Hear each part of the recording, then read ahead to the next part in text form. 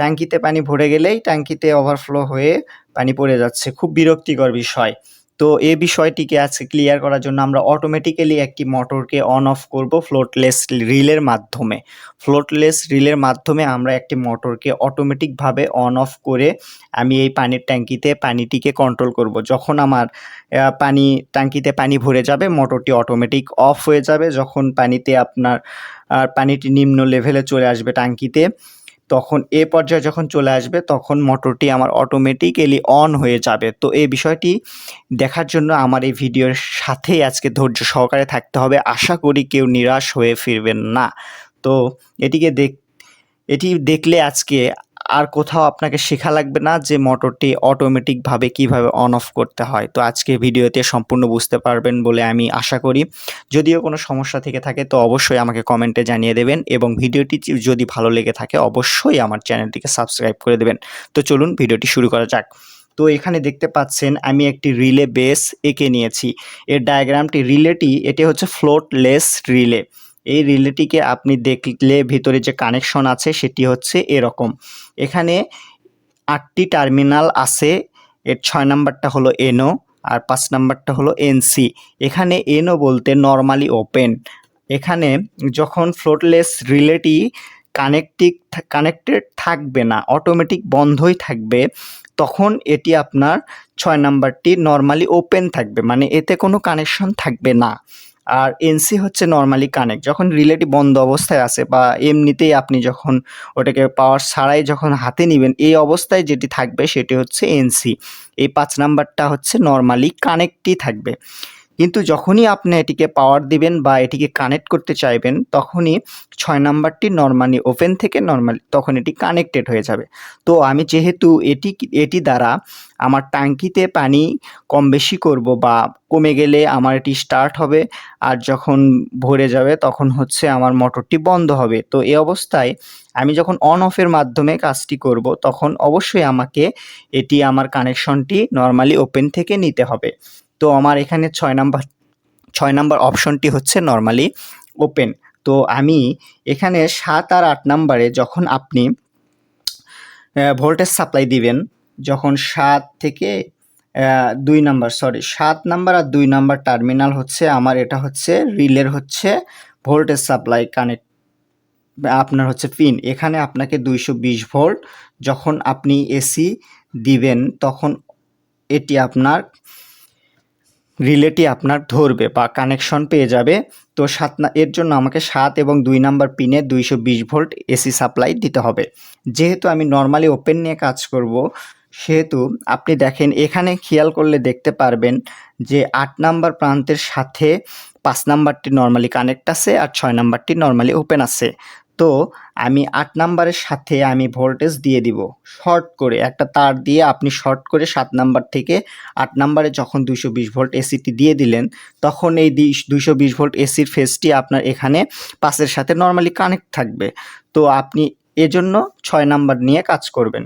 তো যখন আপনি এটিকে অটোমেটিক অন অফ করতে চাইবেন, তখন এই 6 নাম্বারটি আপনার একটি সুইচ হিসেবে কাজ করবে।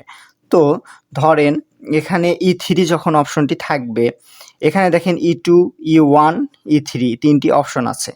আপনি এই ট্যাঙ্কিতে যে 3টি ইলেকট্রোড আছে E3, E2, E1, মানে এগুলো আপনি একটি তারের দণ্ড হতে পারে। তো এখানে আপনি যখন E1-এ যখন আপনি পানির ট্যাঙ্কিটি ভরে যাবে তখন মোটরটি অটোমেটিক অফ হয়ে যাবে, আর এই E2-তে যখন লেভেলটি চলে আসবে তখন E2-তে এসে আপনার মোটরটি অটোমেটিকভাবেই অন হয়ে যাবে। তো এভাবে আপনার ট্যাঙ্কিতে অটোমেটিকভাবে পানি ভরবে আর কমে যাবে। তো এখানে দেখেন E2 একটি অপশন আছে। এই E2 যে এখানে একটি পিন নাম্বার দেখতে পাচ্ছেন, এই E2-র সাথে আপনি E2 সংযোগ করে দিবেন।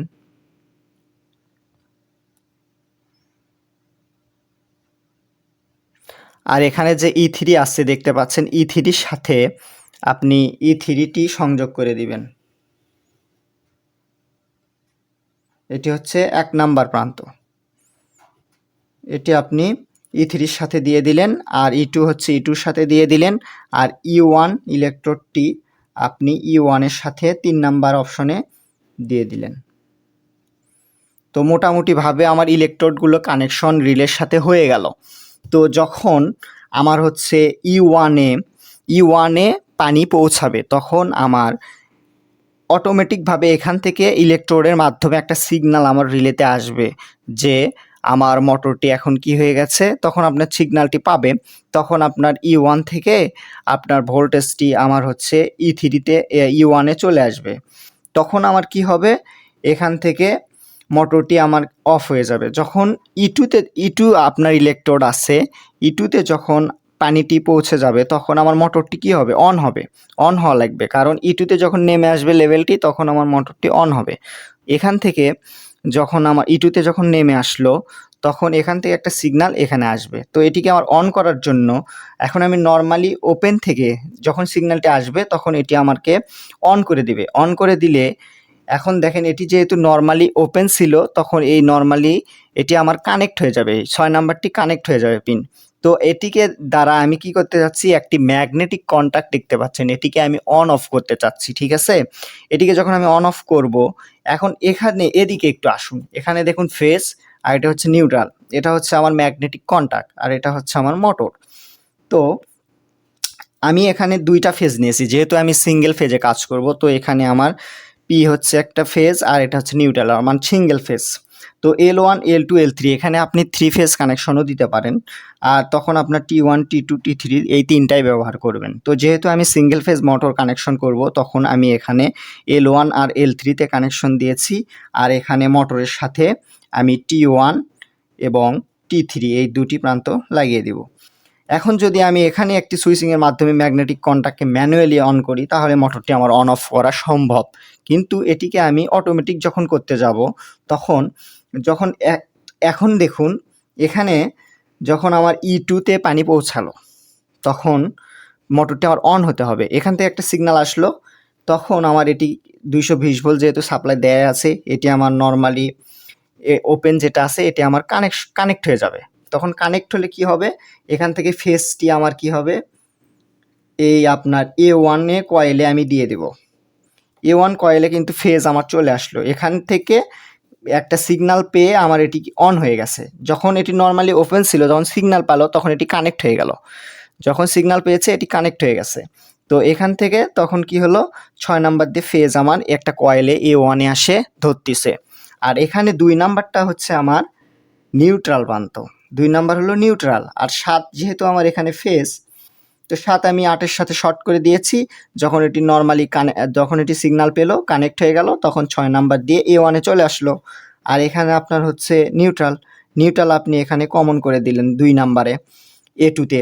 তখন দেখেন আপনার ম্যাগনেটিক কন্ট্যাক্ট কিন্তু পেয়ে গেল।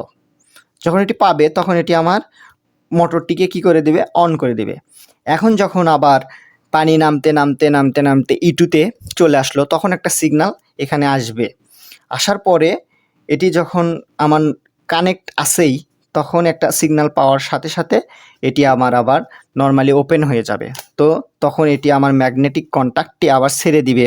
ম্যাগনেটিক কন্ট্যাক্টটি তখন আবার আমার এটি ছেড়ে দিবে, আবার মোটরটি আমার অফ হয়ে যাবে। এক্ষেত্রে একটা জিনিস খেয়াল রাখবেন কানেকশনের সময়, ই1-এ যখন আপনার পানি এই লেভেলে যখন পানিটি পৌঁছাবে, ওর থেকে সামান্য একটি নামার পরেই দেখবেন মোটরটি অন হচ্ছে। এরকম ঝামেলা হতে পারে।